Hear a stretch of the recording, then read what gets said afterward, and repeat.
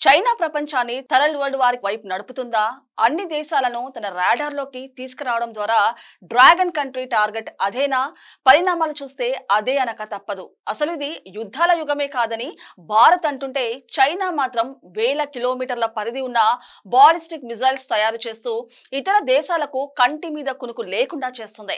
China ఆయుధాలతో ప్రపంచానికి ముప్పు, అమెరికాకి సవాలు విసిరేలా క్యారియర్ కిల్లర్స్ ని ఏర్పాటు చేసిన చైనా ఈ మధ్యనే తన విక్టరీ పరేడ్ నిర్వహించిన సందర్భంలో ప్రదర్శించిన క్షిపణులతో ప్రపంచ దేశాల్లో వణుకు ప్రారంభమైంది.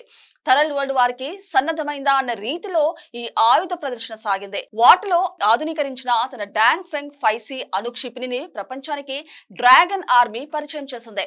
ద్రవ ఇంధనంతో పనిచేసే ఈ ఖండాతర క్షిపణికి 20,000 కిలోమీటర్లకు పైగా దూరానే ఉన్న లక్ష్యాన్ని కూడా ఛేదించే సామర్థ్యం ఉంది. ప్రపంచంలో ఏ మూలనున్న లక్ష్యాన్ని అయినా ఇది ఛేదించగలదని చైనా ప్రకటించింది.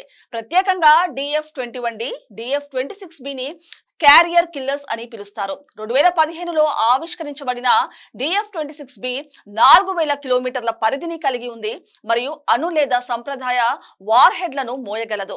ఇది గువాంగ్ వంటి US భూభాగాలతో సహా భూమి మరియు నావిక లక్ష్యాలకు ముప్పు కలిగిస్తుంది. ప్రపంచంలోని మొట్టమొదటి యాంటీ షిప్ బాలిస్టిక్ మిజైల్ DF-21Dకి 2,150 కిలోమీటర్ల వరకు పరిధి ఉండగా అధిక ఖచ్చితత్వంతో విన్యాసాలు చేయగల వార్ హెడ్ ని కలిగి ఉంటుంది. ఇది US విమాన వాహన నౌకల వంటి కదిలే నౌకలను ఢీ కొట్టగల సామర్థ్యాన్ని కలిగి ఉంటుంది. చైనా ప్రదర్శించిన డేంజరస్ వెపన్స్ లో లేజర్ సిస్టమ్ LY-1 ఒకటి. ఇది China futuristic directed energy system. 50 కిలోవాట్ల శక్తితో 10 కిలోమీటర్ల రేంజ్ వరకు ప్రయోగించవచ్చు. డ్రోన్లు, సెన్సార్లను పేల్చివేయడానికి ఈ వెపన్ సిస్టమ్ ని చైనా డెవలప్ చేస్తుంది. అలాగే గోంగ్జీ లెవెల్ అనేది స్టెల్త్ కంబాట్ డ్రోన్. ఇది స్లీక్ ఫ్లయింగ్ డిజైన్ తో AI ఆధారిత వ్యవస్థగా రూపొందించారు. GJ-11 గా దీని ప్రస్తుతం రెడ్ ఆర్మీ పిలుస్తుంది. ప్రిసిషన్ అంటే గురి తప్పని ఖచ్చితమైన దాడుల్లో గోంగ్జీ 11 కెపాసిటీ నిరూపితం కాగా వీటి వాడకానికి మనుషుల అవసరం ఉండదు. చైనాకి సంబంధించిన నావిక దళంలో YJ-17, YJ-19 hypersonic anti ship missiles ప్రవేశపెట్టారు. మ్యాక్సిన్ స్పీడ్ తో 1,500 కిలోమీటర్ల వరకు వీటి రేంజ్ విస్తరించి ఉంది.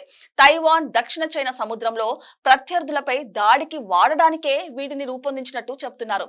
ఇవన్నీ కూడా పెసిఫిక్ తీరంలో అమెరికా ఆధిపత్యానికే కాదు, మొత్తం ప్రపంచానికే సవాలు విసిరే లక్ష్యంతో చైనా తయారు చేయగా ఇది ఆయుధ అణ్వస్త్ర పోటీకి తెరలేపినట్లుందని పరిశీలకుల ఆందోళన.